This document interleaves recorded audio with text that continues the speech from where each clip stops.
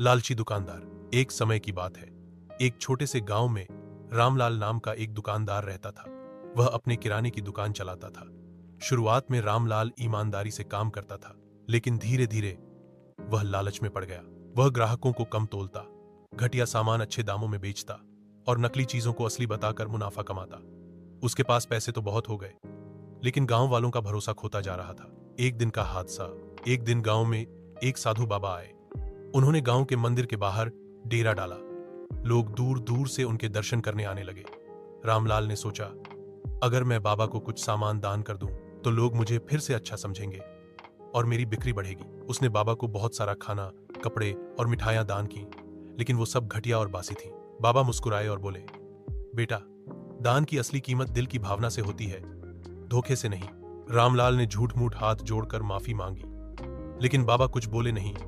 बस एक छोटा सा पिटारा रामलाल को देते हुए कहा, इसे खोलना जब सच्चे दिल से पश्चाताप हो। लालच का सबक। रामलाल उस पिटारे को घर ले आया।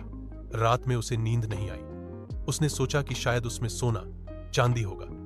जैसे ही उसने उसे खोला, एक जोर की आवाज आई और पूरा कमरा अंधेरे में डूब गया। उसे महसूस हुआ कि उसकी सारी दुकान, सामान और पैसे कहीं गायब हो गए हैं। सुबह जब वह उठा तो दुकान में ताला लगा था और कागज पर लिखा था, जो दूसरों का हक मारता है, उसका हक भी छिन जाता है। परिवर्तन। रामलाल टूट गया।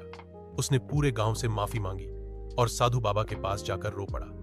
बाबा ने मुस्कुराते हुए कहा, अब तू सच्चा बन गया है बेटा। फिर उन्होंने आशीर्वाद दिया और रामलाल की दुकान वापस खुल गई। लेकिन इस बार रामलाल ने सबक सीख लिया था।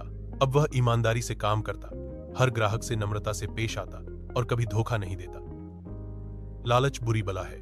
जो दूसरों को धोखा देता है, वह खुद को ही खो बैठता है। लेकिन सच्चाई और ईमानदारी से जीवन में फिर से उजाला आ सकता है। अगर चाहो तो इस कहानी को नाटक, स्क्रिप्ट या कविता में भी बदला जा सकता है।